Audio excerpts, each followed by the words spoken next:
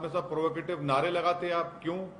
और तीसरी बात, आपने उस मस्जिद के सामने जाकर झंडा लगाने की कोशिश क्यों की? वहां पर झंडा क्यों लगाया बल्कि आपने वहां पर? उससे पहले बगैर पुलिस परमिशन के 2 प्रोसेशन चले गए थे। ये तीसरा था जो 5:30 बजे का वाकया है।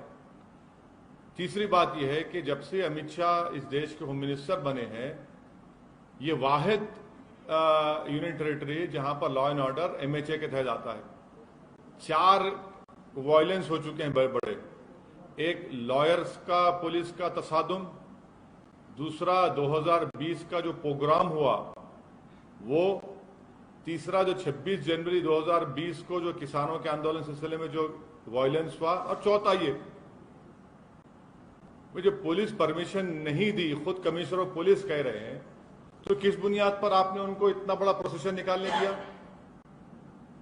और हाथों में 1 नहीं, 2 नहीं, 3 नहीं, 2500-300 तलवारें हैं, हाथ में कट्टा है, पिस्टल है। और ये बता, हम पूछना चाह रहे हैं लोगों से, क्या तलवार और ये तफंचा रखना क्या एसेंशियल रिलीजियस प्रैक्टिस में आता है? क्या ERP है वो? हर जगह पर जहां पर प्रोसेशन जाता है, आप मस्जिद के ऊपर, दरगाह के ऊपर झंडा लगाते हैं। क्यों लगाते हैं भाई? आप बराबर अपना प्रोसेशन निकालिए, मगर प्रोसेशन में प्रोवोकेटिव नारे लगाना, देश में रहना है तो ये नारा लगाना पड़ेगा, मुल्ले काटे जाएंगे, मियां फुला फुला, ये कौन सा प्रोवोकेटिव नारे लगा रहे हैं आप? और दूसरी बात यह है कि जब आपने वहां पर बगैर परमिशन की इजाजत दे दी, पुलिस ने इजाजत दे दी, आज कमिश्नर पुलिस कह रहे हैं, आपने 14 मुसलमानों को गिरफ्तार कर लिया, उसमें से कई जुवेनाइल हैं। क्या कर रहे हैं भाई आप? 14 के 14 को पकड़ लिया। और एक लड़का है अंसार, उसका वीडियो है। क्या कमिश्नर पुलिस नहीं देखते? क्या अमित शाह नहीं देखते? क्या इंटेलिजेंस नहीं देखता? वो अंसार को भी क्यों बनाए? वो अंसार तो उस प्रोसेशन में एक लड़का था जिसके हाथ में इतना बड़ा तलवार थी, उसको समझा रहा है कि बेटा ऐसा काम नहीं करना, हम यहां पर मिलकर रहते, भारत हमारा वतन है। अब उसको क्यों बनाते? वन साइडेड कार्रवाई हो रही है। अब मैं शुरू से कह रहा हूं कि वायलेंस उसी वक्त होता है, कम्युनल वायलेंस, जब सरकार चाहती है। जब सरकार नहीं चाहती, कम्युनल वायलेंस नहीं होता। तो यहां पर भी सरकार चाहती थी कि वायलेंस हो, आपने वायलेंस होने दिया। आपकी नाक के नीचे तलवारें निकल रहे हैं, गाने बज रहे हैं, प्रोवोकेटिव गाने। आपके सामने मस्जिद के ऊपर झंडा लगाने की कोशिश, बल्कि लगा देते हैं कई जगह पर, इस जगह पर भी लगाया गया। 2 प्रोसेशन पीसफुल चले गए, तीसरे में गड़बड़ कैसे होती भैया? तो ये सब चीजें, इसकी पूरी जिम्मेदारी मोदी सरकार पर आ जाती है। और जो दिल्ली का मुख्यमंत्री है वो तो मुसलमानों को ब्लेम कर दिया। अब उनको शर्म नहीं आती इस तरह का बयान देने के? मुसलमानों ने पत्थर फेंके। चुनाव जब आते तो आप सबके वोट लेते, और जब ये मामला आया तो आप दिखाते अपना असली चेहरा।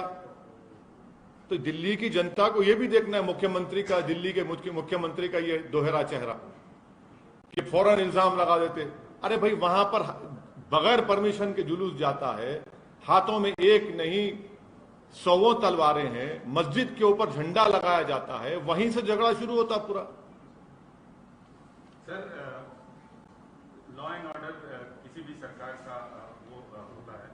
दिल्ली में लॉ एंड ऑर्डर केंद्र सरकार के हाथ में है, और कोई भी सरकार ये नहीं चाहती कि लॉ एंड ऑर्डर खराब हो। और दंगे और ऐसी चीजें जो होती हैं वो अचानक से होती हैं। अचानक से नहीं होती, अचानक से नहीं होती है। मैं आपको कई इंक्वायरी कमीशन की रिपोर्ट का हवाला दे दूंगा। भिवंडी में फसाद हुआ, उसकी इंक्वायरी कमेटी रिपोर्ट देख लीजिए।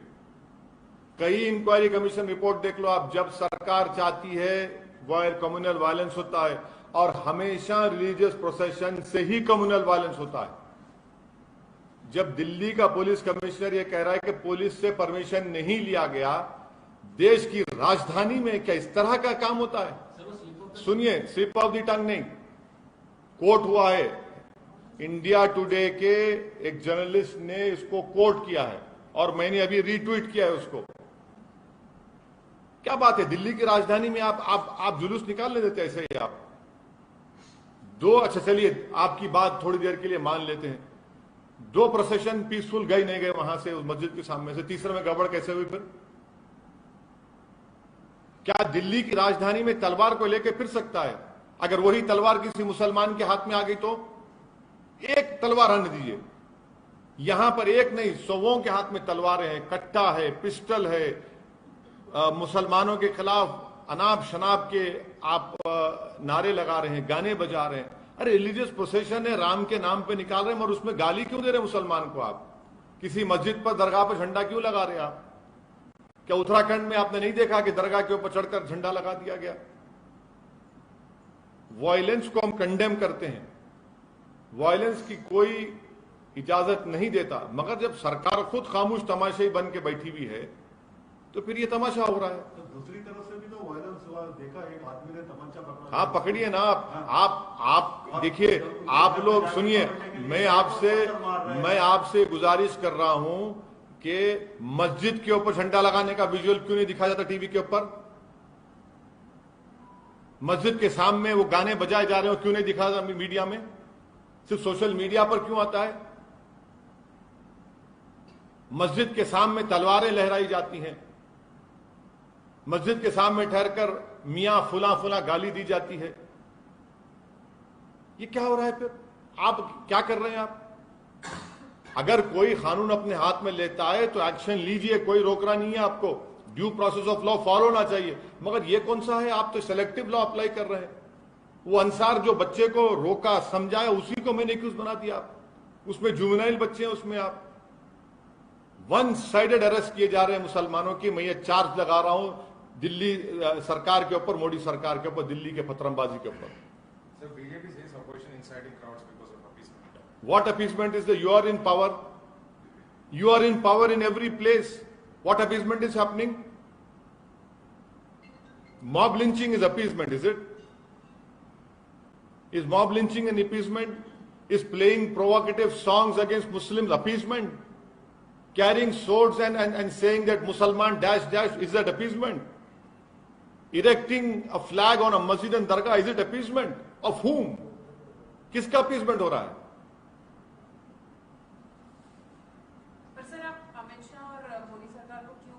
क्योंकि दिल्ली की लॉ एंड ऑर्डर एक वाहिद यूनियन टेरिटरी है जो मोदी सरकार के तहत आती है। लॉ एंड ऑर्डर, मैं आपको एग्जांपल दे रहा हूं, 4 बड़े बड़े वायलेंस हुए हैं।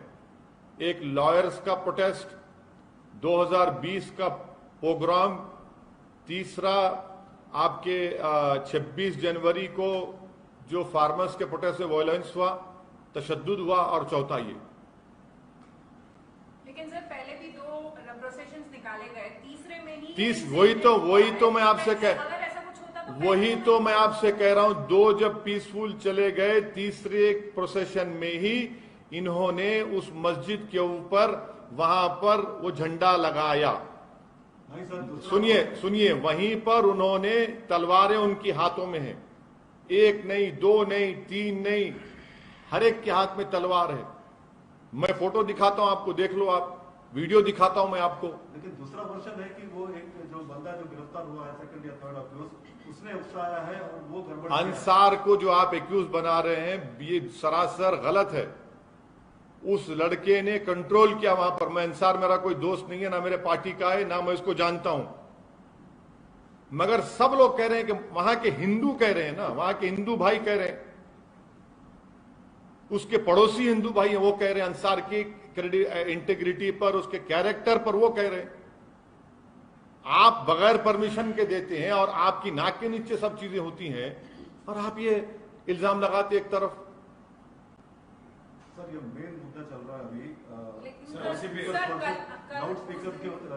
को लेकर। आप क्या बोल रहे हैं मैडम? बोलिए मैडम। सर आज भी फिर से पथराव हुआ, आज भी स्टोन पेल्टिंग हुआ, तो उस पे नहीं, वो पुलिस बोल दी, वो जिसके घर में गए थे वहां से पत्थर है, मामला पीसफुल है, पुलिस ने कह दिया।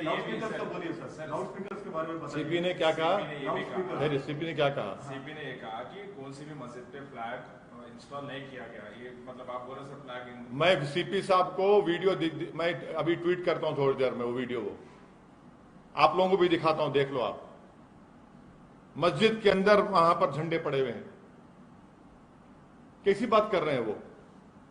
अपनी नाकामी को छुपाने के लिए कम से कम इतना तो झूठ मत बोलिए। तलवारें लेकर क्यों जाते हैं भाई? उनके हाथ में क्या कट्टे नहीं थे? उनके हाथ में पिस्टल नहीं थे जो प्रोसेशन में थे? दूसरी तरफ से तलवार और पिस्टल कहां से? कहां? वही तो हम कह रहे हैं, आपने इजाजत क्यों दी? अगर तलवार किसी के हाथ में है तो पकड़िए ना। फिर आप क्या, एक के हाथ में तलवार है तो फूल है, दूसरे के हाथ में अगर तलवार है तो तलवार है?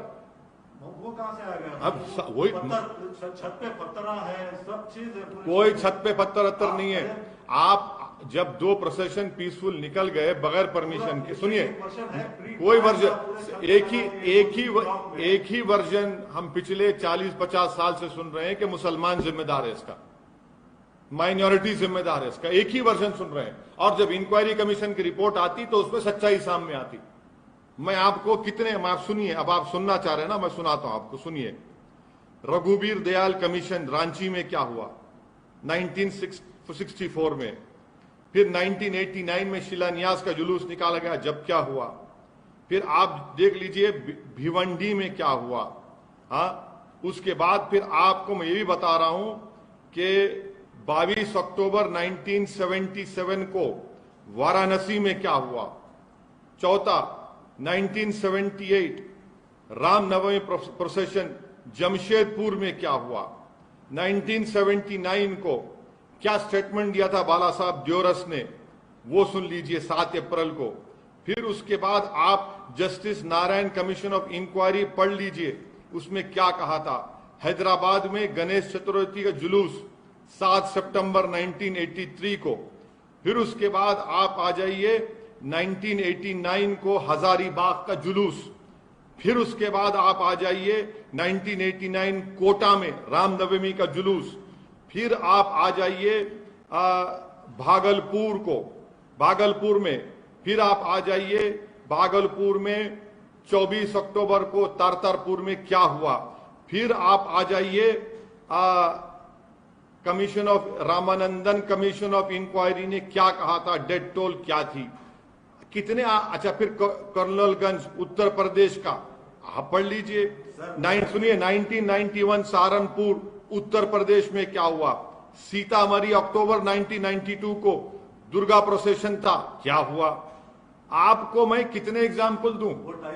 कोई टाइम में नहीं, कोई सोशल मीडिया नहीं था, कैमरा। हाँ, कोई मगर इंक्वायरी सुनिए आपके कैमरा एक आंख के अंधे हैं। आपके कैमरा 2 आंख दिखाना चाहिए, आप एक आंख के अंधे हैं, तो मैं क्या कर सकता हूं? क्या आपको नहीं दिखाई दिया वो तलवारें? क्या आपको नहीं दिखा दिया कट्टी और वो तफंचे? क्या आपको नहीं, आपके कानों को नहीं सुनाई दे रहा है उस तरह के गाने? क्या आपको नहीं दिख रहा कि उत्तराखंड में रात में जुलूस निकाला गया और वहां पर क्या क्या बकवास बका गया? आप दिखाइए, आपका इख्तियार है, मैं रोक नहीं सकता आपको, मगर मेरा काम है जो सच्चाई बोलता रहूंगा। चाहे मुझे ना दिखाओ, आप उसको भी बंद कर दो। आप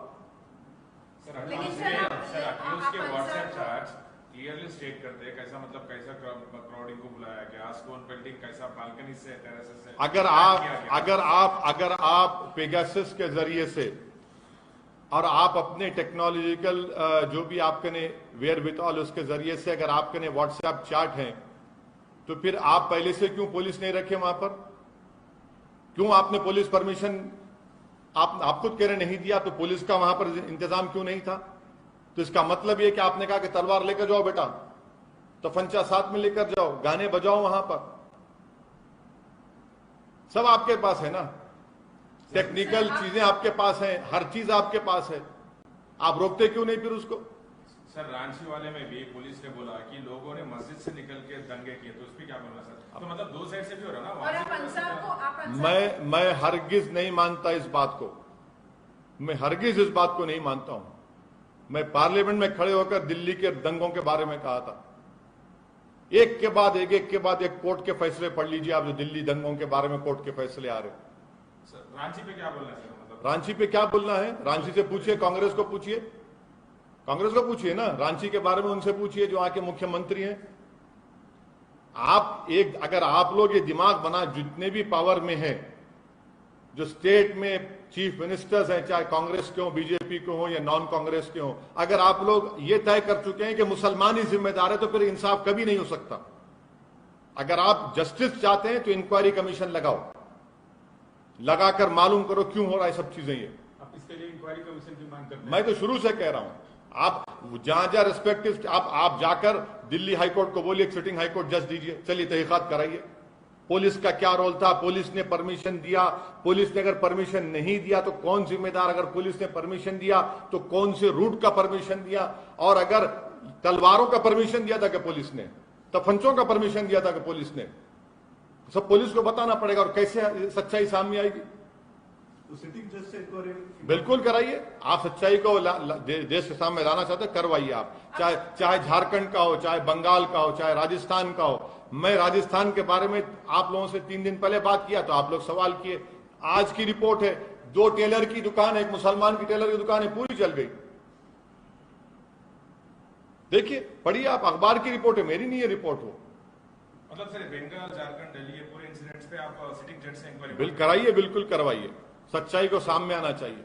आप अंसार को कस्टडी में लिया, उसको आप गलत ठहरा रहे थे। अंसार के जो हिंदू नेबर्स हैं वो खुद उसके कैरेक्टर के बारे में तारीफ कर रहे हैं, अंसार के।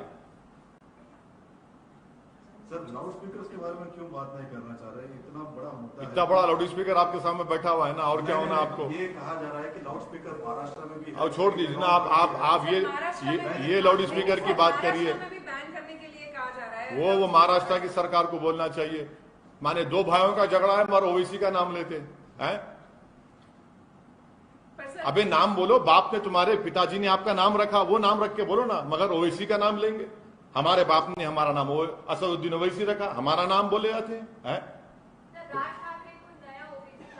तो वही तो हम कह रहे हैं ना, हमारे अब्बा ने हमारा नाम असदुद्दीन ओवैसी रखा, आपके अब्बा ने आपका कोई नाम रखा, तो बोलो ना। 2 भाइयों के झगड़े में ओवैसी को क्यों लेके आ रहे आप?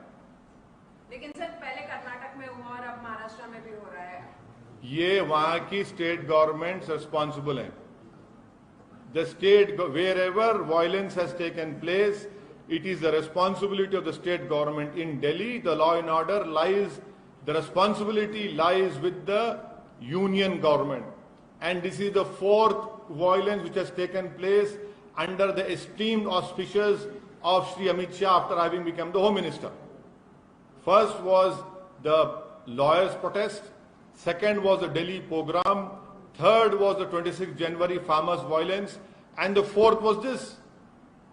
It clearly shows that you have failed to discharge your duties. Your own police commissioner is saying without permission the procession was taken out. And 2 processions have passed off peacefully in front of that masjid. The 3rd procession deliberately indulged and they wanted to create a nuisance and create a problem. They were successful in that. They erected a flag on the masjid. Please tell me, if it is a religious procession, what is it that makes you to erect a flag on a masjid? Please tell me. How is it that if you're taking a religious procession, you carry swords, you carry arms, you carry country-made pistols, and that too in the capital of Delhi, of our country?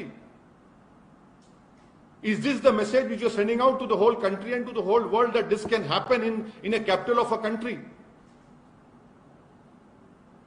And if you have given permission, please show what was the route. Was the route followed? You give permission and you are responsible to maintain the peaceful passing of that procession.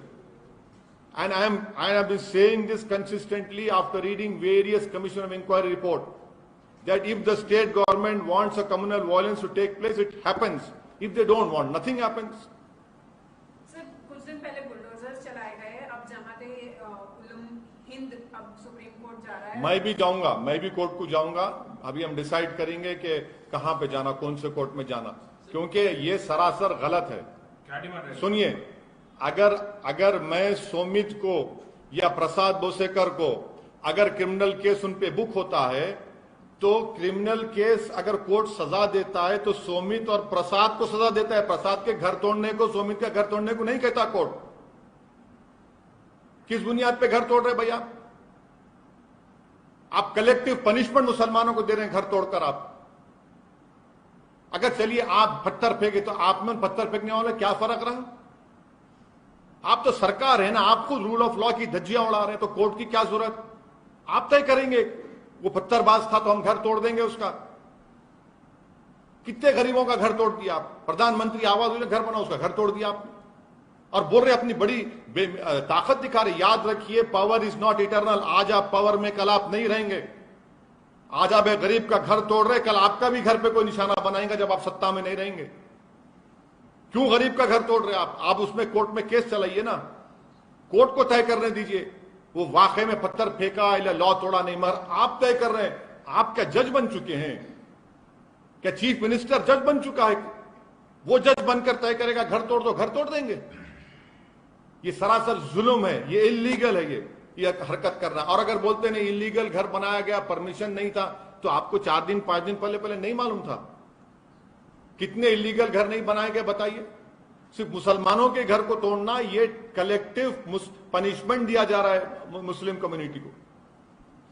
Sir ये अभी आज क्या बोले? Ashish Mishra home minister ने हवाला दिया कि UP में जब बुलडोजर चले तो इस बार की रैली में कोई दंगे नहीं हुए, तो वही सिस्टम यहाँ पर भी एमपी में अपनाया जा रहा है। सिस्टम आपका संविधान के तहत चलेगा।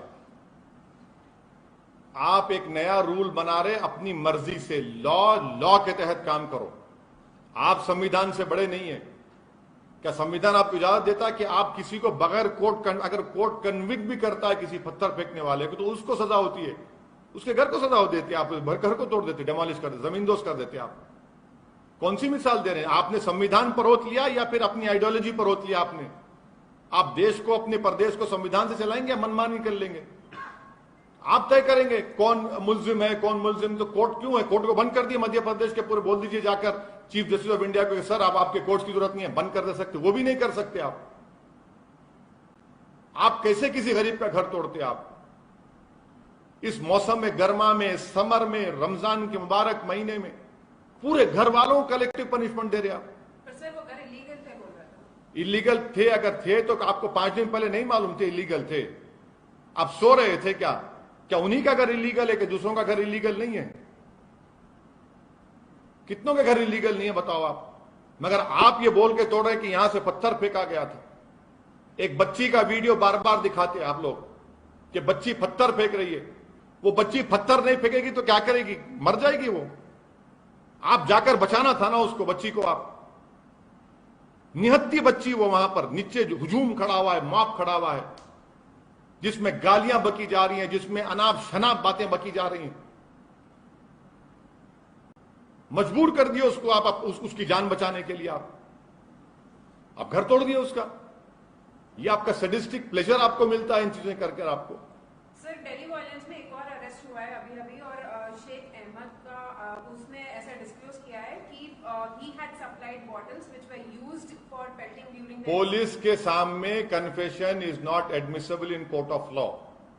पुलिस जो कुछ बकवास बकती है वो कोई खुदा की आसमान से आयत नाजिल नहीं हो रही है। सर उन्होंने कबूल किया। सुनिए, कौन क्या कबूल किया उसने? अरे छोड़िए ना, कबूल किया तो फिर ये जो दिल्ली के राइट्स के केसों में कितनों को कोर्ट ने बरी भी कर दिया और बेल दे रही है। यही कहकर यही झूठ दोहराया गया था। कबूल कर लिए, क्या निकाह हो रहा है? कबूल कर लिए, कबूल कर लिए। सर आपके फेवरेट प्रदेश से एक क्वेश्चन है। आशीष मिश्रा को आज सुप्रीम कोर्ट ने उनकी जमानत रद्द कर दी सर। तो ये तो यूपी सरकार को बोलना चाहिए, अब चलाइए बुलडोजर, चलाओ बुलडोजर आशीष के घर पर, देखते हैं हिम्मत है तो तुम्हारी। तुम नहीं चलाओगे क्योंकि उसका नाम आशीष है, तुम उसके घर पर चलाओगे जिसका नाम अहमद है। चलाओ बुलडोजर, बताओ अपनी ईमानदारी को, तुम इतने हिम्मत वाले हैं तो। तुम नहीं चलाओगे उसके घर के ऊपर क्योंकि वो तेनी उसका नाम है। अहमद का होगा घर, तुम तोड़ दोगे अहमद का। यही तुम्हारी तरफदारी है, यही तुम्हारी बायसनेस है। चैलेंज कर रहा हूं, चलाओ उसके घर तोड़ो, चलो बुलडोजर ले जाके चलाओ उसके घर पे। नहीं चलाओगे तुम बुलडोजर, फूल बरसाओगे उसके ऊपर तुम लोग। मगर एक गरीब बच्ची जो बेचैनी के आलम में पत्थर फेंकी तो उसका घर तोड़ दिया आपने। एक की बेल सुप्रीम कोर्ट कैंसिल कर दी मगर उसका घर आबाद है। एक गरीब का घर आपने बर्बाद कर दिया। आप जज बन गए ना।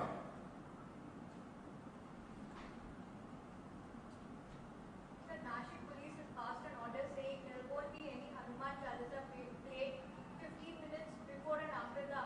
I am not the spokesperson of Nasik police, but I am pretty much sure and I demand that at all costs no violence should happen, no one should take law in their hands, and peace should prevail in Nasik, in Maharashtra and throughout the country. Sir, in Hubli, an MIM leader has been arrested for the violence that... Yes, the court will decide. The court will decide. There was a police protest. There was a protest outside a police station. I am also informed of that, and I am sure that the judiciary will do justice.